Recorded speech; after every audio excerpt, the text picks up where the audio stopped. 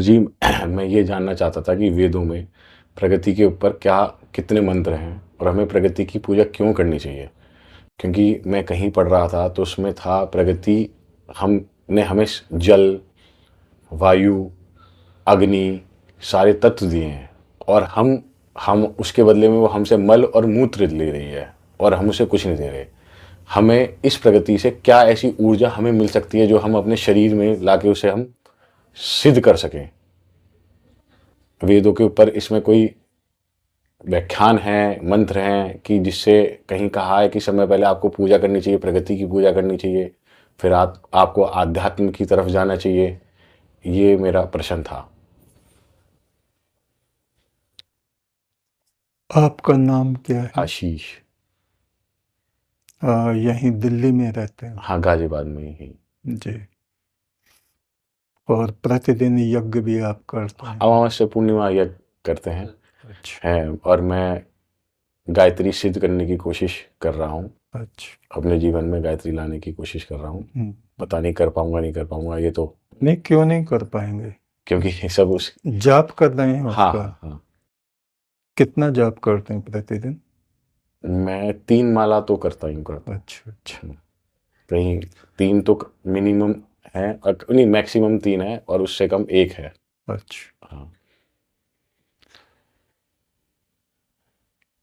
एक तो सच्चा, तेरा नाम सच्चा। ओम तदेकम तद ब्रह्म तद सत्यम तत्सवितुर्वरेण्यम।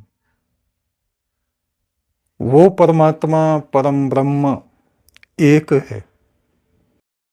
एक कैसे है? ये नहीं कि कोई एक राजा सितारों के आसन पे बैठा होगा।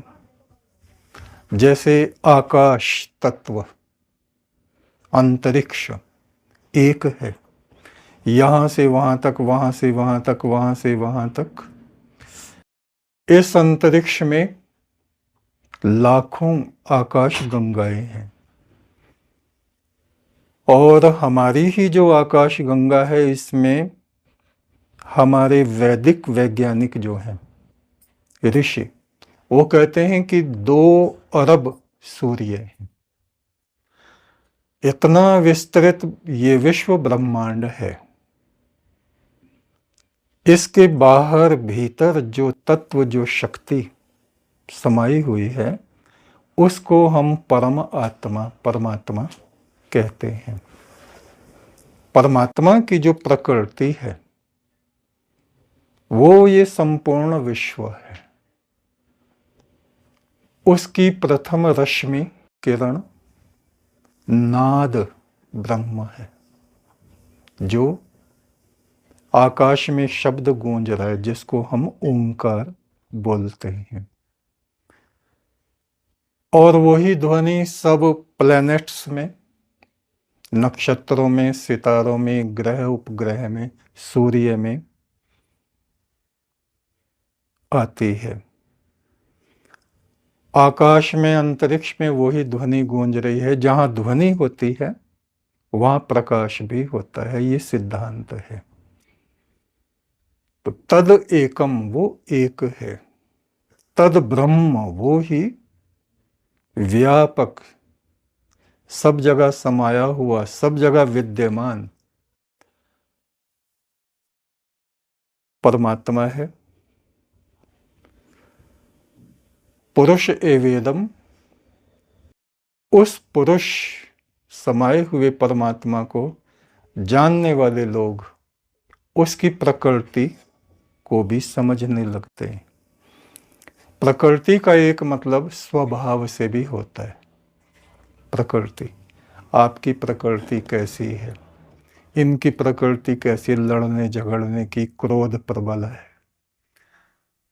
उनकी प्रकृति कैसी है, दान देने की, शांत रहने की, यज्ञ आदि करने की प्रकृति यानी स्वभाव है। ये कई जन्मों से चला आता है। तद एकम, वो एक है। तद ब्रह्म, वो ही पर ब्रह्म है। तत्सवितुर्वरेण्यम, वो ही वरुण यानी सर्वोच्च, सबसे श्रेष्ठ, हमारे भीतर श्रेष्ठता को पैदा करने वाला जगत का ईश्वर है। तत्सवितुर्वरेण्यम, उसी को हम अपनी अंतरात्मा में धारण करते हैं। तो परमात्मा की प्रकृति, उसके स्वभाव के 3 हिस्से हैं, जिनको हम त्रिगुण या त्रिगुणात्मक बोलते हैं। सतोगुण, जब वो परब्रह्म अपने स्वभाव में, अपने सत्य स्वभाव में स्थित होता है, तो सारे जगत में शांति, सुख, समृद्धि व्याप्त होती है। जब उसकी प्रकृति रजोगुण में जोश मारती है, तो मनुष्यों में भोग, विलास, और देवगणों में ये ही सब भोग वृत्तियां जागृत होती हैं। और जब तमस प्रकृति उसकी उभरती है, उसी को हम काल प्रकृति, काली, सरस्वती, लक्ष्मी और काली, ये कोई आकृति नहीं है, ये ईश्वर की 3 प्रकृति हैं, स्वभाव है, जिसको हम ब्लैक एनर्जी बोलते हैं। ब्लैक एनर्जी जब किसी भी व्यक्ति में आती है तो वो तहस नहस करता है। तो अपने कहा प्रकृति की हम कैसे पूजा करें, या वेद में इसका क्या वर्णन है। वेद में बहुत से मंत्र हैं प्रकृति के लिए। शन्नो देवी रविष्टय आपो भवन्तु पीतये। ये जो परमात्मा का स्वभाव, उसकी प्रकृति विराट, अंतर प्रकृति और बाह्य प्रकृति। बाह्य प्रकृति में अग्नि, जल, वायु, आकाश और पदार्थ, अन्न, जिसको हम पृथ्वी आदि बोलते हैं, जिन पदार्थों से सभी नक्षत्र वगैरह, केवल हमारी धरती नहीं, हमारा शरीर भी, जितने 84 लाख शरीर हमको दिखाई देते हैं, चाहे वो देवगणों के हों, मनुष्यों के हों, पशु पक्षियों के हों, ये सब निर्मित हुए हैं उस अन्न पदार्थ तत्व से। तो ऐसे ही मनुष्य की भी बाह्य प्रकृति और आंतरिक प्रकृति, 2 तरह की प्रकृति होती है हम लोगों की, जो कि हम कई जन्मों से लेकर के आते हैं। मान लीजिए हम किसी जन्म में महादेव शिव के चरणों में बैठे रहे होंगे, उनके मुख से जो दिव्य ज्ञान निस्सृत हुआ होगा, वो हमारी अंतरात्मा में आज भी विद्यमान है, जिस वजह से हम परमात्मा का नाम जपते, हम गायत्री को जपते, हम ये चाहते हैं कि हम यज्ञ करें, यजन करें, दान करें, दूसरों की मदद करें। ये जो शुभ तत्व है वो शिव, शिव माने कल्याणक प्रकृति जो परमात्मा की है, वहाँ से हमें प्राप्त होती है। और ये हमारी आंतरिक प्रकृति, आत्मा का स्वभाव। और बाह्य प्रकृति ये होती है कि आप यज्ञ करने जा रहे हैं और बीच में कोई व्यवधान पड़ गया, भाई मोहल्ले में लड़ाई हो गई और वहाँ चलो ये करो वो करो, तो ये चीज़ें उसमें आ जाती हैं। प्रकृति हमारे जीवन को, हमारे स्वभाव को, हमारे मन को, हमारे विचारों को, हमारे जीवन को सबसे ज़्यादा प्रभावित करती है। इसलिए हमारे ऋषियों ने कहा इस प्रकृति की हम पूजा करें। प्रकृति की पूजा से ये नहीं कि हम वृक्षों की भी पूजा करें। पूजा से मतलब है उनके गुणों को हम जानने की कोशिश करें, पीपल में क्या गुण है। हालांकि उसका विधान हमारे वैज्ञानिकों ने, ऋषियों ने ये रख दिया है कि इसके चारों तरफ परिक्रमा करो, चक्कर काटो। किस लिए? कि जो हार्ट पेशेंट हैं, अगर वे रोज पीपल के नीचे जाएंगे, घूमेंगे, उसका स्पर्श करेंगे तो उनको हार्ट प्रॉब्लम ठीक हो जाएगी, क्योंकि उससे ऑक्सीजन बराबर आती है, रात में भी दिन में भी। ऐसे ही जल है, जल की अलग अलग प्रकृतियां होती हैं। शीतल जल, नदी का बहता जल, गंगा का जल, जिसमें खनिज पदार्थ से स्पर्श करके वो जल शुद्ध हो जाता है। ऐसी अग्नि की भी प्रकृति कई होती हैं। जब हम यज्ञ करते हैं तो यज्ञ में जो हम मंत्र ईश्वर स्तुति के बोलते हैं, वे अनंत गुना होके पूरे वायुमंडल में फैल जाते हैं और उनका अमृत कण हमारे ऊपर आके बरसते हैं। ये यज्ञ की अग्नि प्रकृति है। एक प्रकृति वो है जो हम प्रतिदिन हमारे घरों में माताएं भोजन बनाती हैं, अन्न पकता है जिसमें, तो वो भी हमारी जठराग्नि में हम उसकी आहुति डालते हैं। एक अग्नि की प्रकृति सूर्य से है। सूर्य इस पृथ्वी को तपाता है, वर्षा भी करता है, और जो दूषित जीवाणु हैं बीमारियों के, उनको नष्ट भी करता है। एक है जब हम उबला हुआ तप्त जल ग्रहण करते हैं, पीते हैं, तो उससे भी हमारे विकार नष्ट होते हैं। तो ये प्रकृति के बहुत अलग अलग रूप हैं, और उसकी पूजा से अर्थ ये है कि हम उसको जानें, उसको समझें। जल हमारे लिए कैसे कल्याणकारी हो सकता है। वायु, घर में दुर्गंध फैल रही है तो जाहिर है हम लोग बीमार हो जाएंगे। सीलन है, इस तरह का हमारा घर है जो सुबह की किरणें सूरज की नहीं आती, पास वेंटिलेशन नहीं है, हवा आर पार नहीं होती, तो डॉक्टर हमें सलाह देता है किसी को टीबी हो गई है कि आप कुछ दिन पहाड़ पे रह के आइए। पहाड़ में शुद्ध वायु आपको मिलेगी, और जल जो बहता है झरनों से वो हमें पीने को मिलेगा, तो वो औषधि से ज़्यादा काम करता है। तो ये आंतरिक प्रकृति और बाह्य प्रकृति, दोनों प्रकृतियां हमारे जीवन में एक सामंजस्य को लेके आती हैं।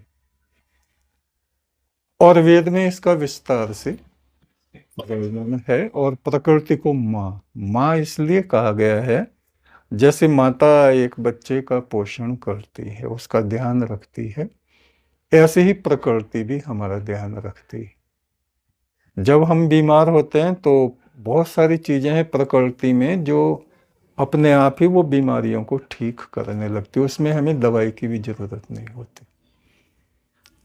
तो फिर सतोगुणी हमारी प्रकृति, रजोगुणी प्रकृति, तमोगुणी प्रकृति, तीन त्रिगुणात्मक प्रकृति जो है, जिसको हमारे ऋषि बोलते हैं त्र्यंबकम यजामहे। त्र्यंबकम, तीनों तत्वों त्रित में स्थित जो परमात्मा है, तीनों काल को जानने वाला जो परमात्मा है, तीनों लोकों में, पृथ्वी में, अंतरिक्ष में, द्युलोक, द्यु जितने भी विद्युत के पिंड हैं, जहाँ से विद्युत का उदय होता है, हमारे शरीर से भी होता है और दूसरी जगह से भी होता है, उन सबको हमारे लिए कल्याणकारी बनाने वाले परमात्मा का हम यजन करते हैं, स्तुति करते हैं। तो प्रकृति हमारे जीवन में बहुत महत्व रखती है, लेकिन हमारे ऋषि कहते हैं जो प्रकृति का स्वामी है, परब्रह्म, परमात्मा, पुरुष, पुरुष और प्रकृति दो शब्द कहे जाते हैं।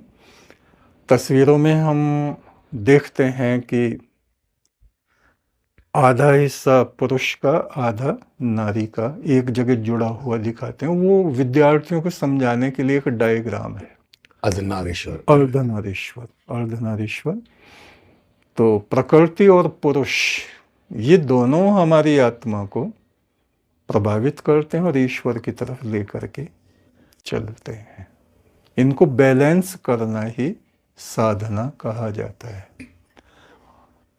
हमारे उत्तम विचार, उत्तम वाणी और उत्तम कर्म ही हमें ईश्वर की तरफ आगे बढ़ाते हैं। एक आपने शिव की बात की थी कि भगवान शिव का वर्णन वेदों में कितना है, उनके मंत्र कितने हैं, कहाँ हैं, हैं? हाँ किया जी, था ना। हाँ जी, हाँ जी। तो आप ऋग्वेद को देखिए, ऋग्वेद में कम से कम 10-12 ऐसे मंत्र मिलते हैं, उससे भी ज्यादा, जिनमें शिव शिव बार बार शिव आता है। इसकी व्याख्या की हमें आवश्यकता होती है कि शिव कहते किसको है।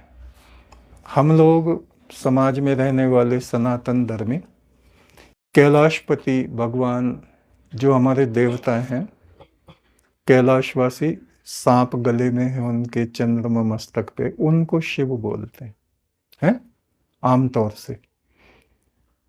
लेकिन ऐसा नहीं है। ये तो गुरुजी थोड़ी सी समझ, ये तो राजा रवि वर्मा की कल्पना थी कि जो वो तस्वीर में शिव की उन्होंने वो आकृति करी। हाँ, राजा रवि वर्मा ने ही, बंगाल के हुए। हाँ हाँ, राजा रवि वर्मा ने ही शिव को एक ऐसा कल्पना करके बताया कि शिव ऐसे हैं, हमारे गणेश ऐसे हैं, हमारे वो ऐसे हैं। शिव तो जहाँ है वो शिवलिंग के रूप में है।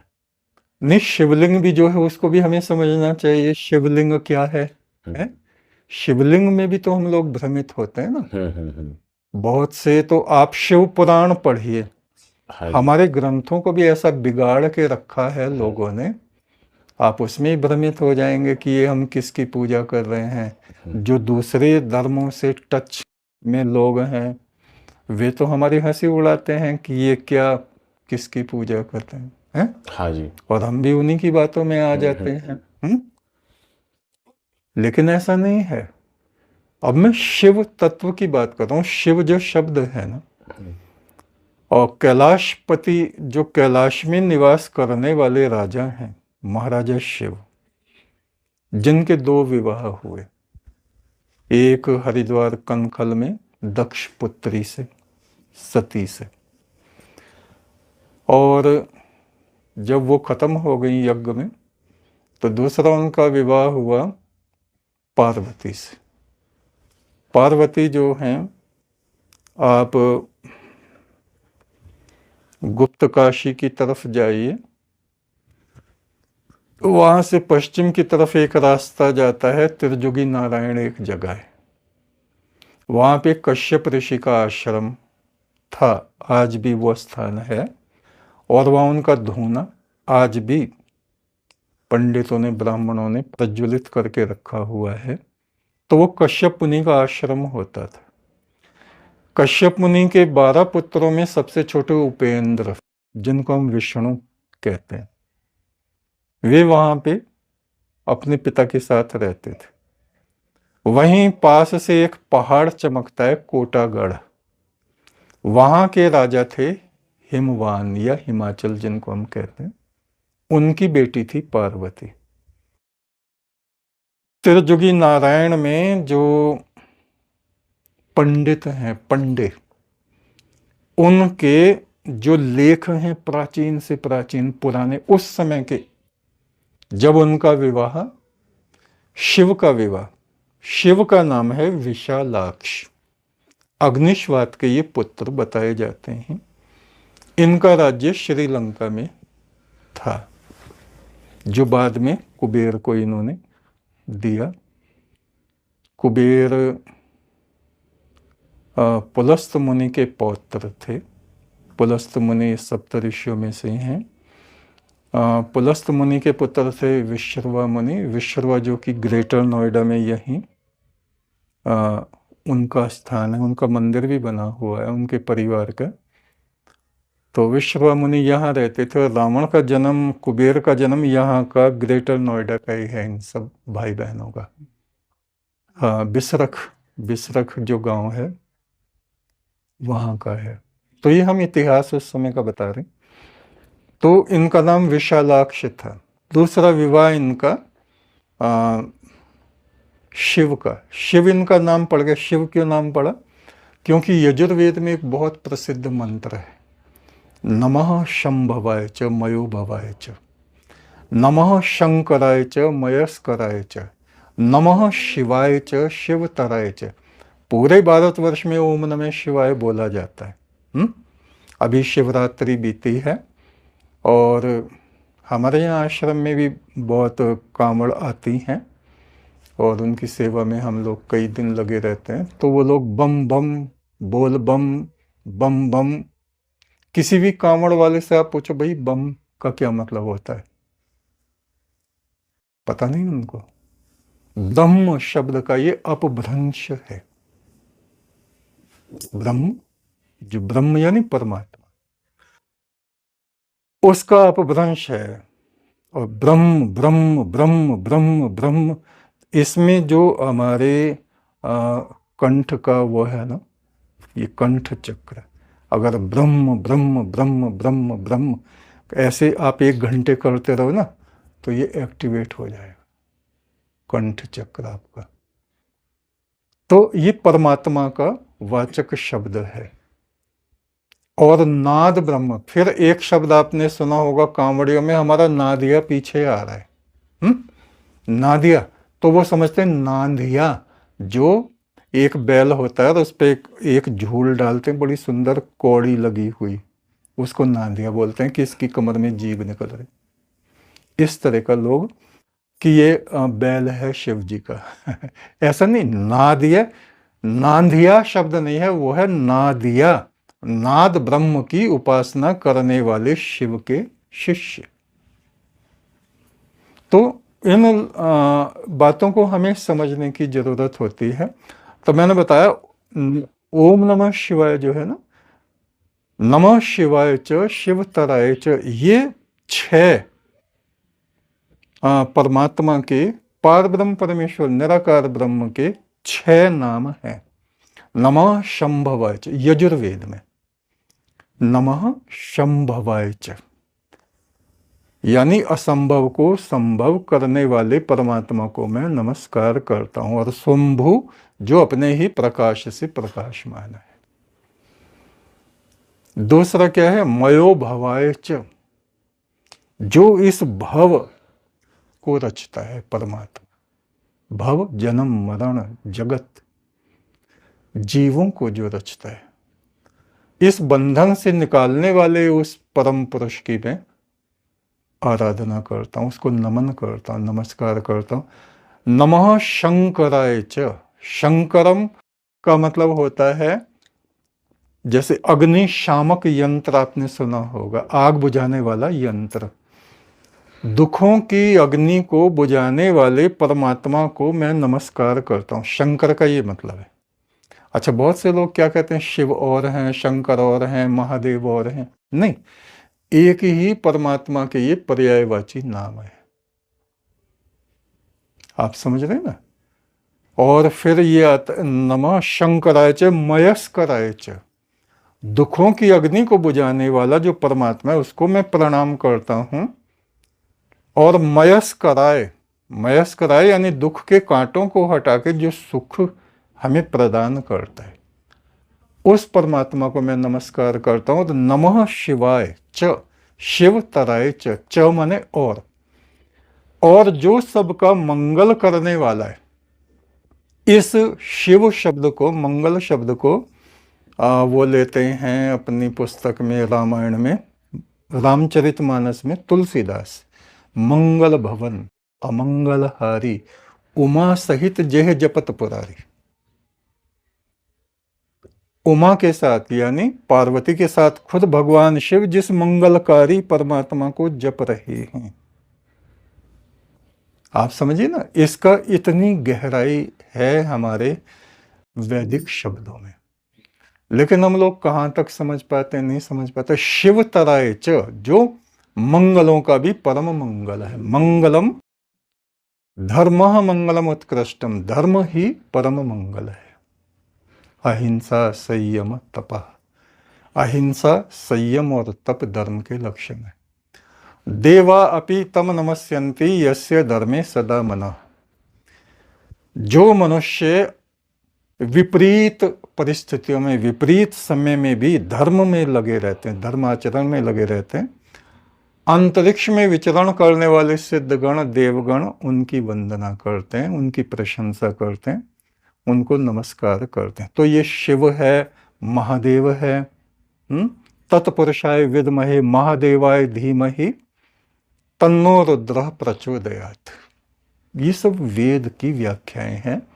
जो देवों का देव है परमात्मा महादेव, तत्पुरुषाय विद्महे जो तत्पुरुष है, जो कभी समाप्त नहीं होता, जिसकी कभी मृत्यु नहीं होती, जो सब जगह विद्यमान रहता। पुरुष माने सब में व्यापक।